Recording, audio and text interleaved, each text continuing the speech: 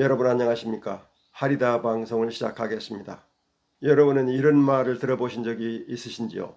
오늘 역사를 기록하는 자가 마땅히 사실에 의거하여 바르게 기록하면 찬미하고 비난할 것이 스스로 나타나서 좋게 후세에 전하고 신뢰할 수 있을 것이다. 이 말을 한 사람은 바로 세종대왕 이도입니다. 이처럼 세종은 진실을 소중히 여긴 군주입니다. 거짓에 기초하는 것은 용납할 수 없었던 것이 세종의 성품이었던 것이죠. 자기의 사사로운 일도 거짓으로 행하지 않았을 뿐 아니라 국가의 공적인 일도 절대로 거짓으로 속임수로 한 일이 없었습니다. 세종은 백성을 속이거나 관리들을 속이려 하는 일이 없었습니다. 그는 군주로서는 보기 드물게 참으로 진실한 사람이었습니다. 그래서 저는 세종 이도를 하나님의 사람이라고 여기는 것입니다. 태조 이성계는 조선을 공국하자 정도전, 권근 등에게 명하여 고려사를 편찬하게 합니다. 그러자 정도전과 권근은 놀랍게도 1년 만에 고려사 편수를 마쳤습니다. 기존의 고려 문서에서 조선 개국에 불리한 것은 빼고 고려에 불리한 것은 확인되지 않은 낭설까지 적어서 조선 건국의 불가피성을 드러냈을 뿐 아니라 고려의 관직 명칭도 조선의 것으로 바꿔서 적었습니다.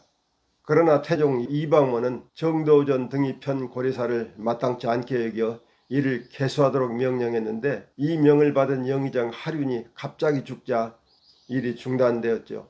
이것을 세종이 다시 대제약 유관 참찬 변계량에게 명하여 개수 작업을 하도록 했습니다. 그러나 이들의 작업에 보완할 것이 있다고 생각하여 보완 작업을 권제에게 맡겼습니다. 고려사를 편찬하는 일은 조선이 고려를 멸망시킨 역사를 정당화해야 하는 숙명을 갖습니다. 그래서 정도전은 이성계의 역성혁명을 정당화하기 위해서 고려의 마지막 왕인 우왕과 창왕이 신돈의 아들이라는 루머까지 동원하여 고려의 역사를 왜곡하고 태조 이성계의 조선 개국의 정당성을 변호하였습니다. 이에 비해 왕자의 난을 일으켜 정도전을 죽인 태종 이방원은 정도전의 시각을 그대로 인정할 수 없었습니다. 그래서 고려사를 개수하려 했는데 뜻을 이루지 못하고 죽고 그 사업을 세종 이도가 물려받은 것입니다. 고려사 개수 작업을 맡은 신하들 사이에서 고려의 역사를 어느 정도 사실대로 실을 것인지 논란이 벌어졌는데요. 일부는 고려사는 조선의 시각에서 적어야 한다는 주장을 했고 일부는 고려의 역사를 실제대로 적어야 한다는 주장도 했습니다. 이에 대해서 세종이 앞에서 소개한 지침을 신하들에게 주었습니다. 그리고 이어서 세종은 유관과 윤회에게 명하여 정도전이 고친 것까지도 모두 원래의 기록을 따르도록 했습니다. 이는 우리에게 참으로 소중한 결과로 나타났습니다. 왜냐하면 세종의 지침에 따라서 고려사 개수 작업이 완성됨으로써 고려시대에 사용했던 관직, 명칭, 제도 이름 등이 조선식으로 변하지 않고 그대로 우리에게 지금 전해지게 되었고 조선 건국의 당위성을 강조하기 위해 고려사를 왜곡하는 일을 하지 않아 우리가 지금 비교적 사실에 근거한 고려사를 대할 수 있게 된 것입니다. 역사는 마땅히 사실대로 바르게 적어야 하고 후세가 이를 찬미하거나 비난할 것을 염려하지 말라는 것은 지금 우리에게도 큰 교훈이 되고 있습니다. 청와대나 대통령실 또는 국가정보원 등의 기관이 생산하는 문서는 아무리 사소한 것이라도 거짓으로 작성하지 않아야 후세가 우리 시대의 상황을 정확하게 알 수 있을 것입니다. 무릇 공무원은 꼼꼼히 그리고 정확히 기록을 남기는 것을 의무로 여겨야 할 것입니다. 거짓을 싫어하는 세종 이도의 성품을 엿볼 수 있는 대목입니다. 지난 10월 8일 방송에서 제가 말씀드린 세종실록 이야기를 진실성과 관련하여 한 번 더 생각해 보면 좋겠습니다.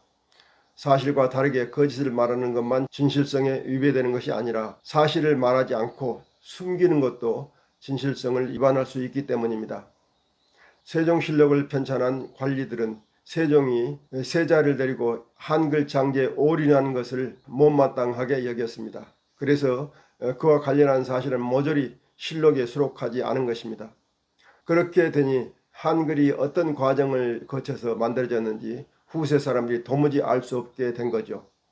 자기들의 가치관에 맞지 않거나 중요하지 않다고 여긴 것을 뺐을 경우 그들은 후세 사람들이 알 권리를 침해하는 것이 되는 것입니다. 그래서 이런 경우를 우리는 부작위에 의한 사실 왜곡이라고 말할 수 있습니다. 세종실록의 한글 관련 기사는 실록청 관리들이 부작위에 의한 사실 왜곡 때문에 한글 창제와 보급 과정이 암흑 속으로 빠지고 만 것입니다. 오늘에도 공무원들이 부작위에 의한 사실 왜곡이 수없이 많이 일어나고 있습니다. 대표적인 예가 검찰이 범죄를 수사하지 않아서 범법 행위가 없는 것처럼 왜곡하는 일입니다. 적극적인 사실 왜곡으로 진실성을 훼손할 수도 있지만 소극적인 침묵으로 진실성을 훼손할 수도 있는데, 엄밀하게 말하면 소극적인 침묵이 진실성을 더 치명적으로 훼손하는 결과를 초래합니다. 왜냐하면 왜곡 행위는 뒤에 바로잡을 기회가 생길 수 있지만 침묵에 의한 훼손은 무엇이 감추였는지 그 대상을 알 수 없게 되기 때문입니다. 그 대상을 알 수 없기 때문에 훼손된 내용을 바로잡을 기회가 없어지고 마는 것입니다. 세종실록의 한글 관련 기록도 성정원 일기가 세상에 나타난다면 모를까, 그러지 않는 한 영원히 드러나지 않을 것입니다. 오늘날 우리 정치인과 관리들이 진실성을 꼭 갖추기를 바라는 마음으로 오늘 말씀을 마치겠습니다. 끝까지 들어주신 여러분께 감사드립니다. 여러분, 다음 주에 뵙겠습니다. 안녕히 계십시오.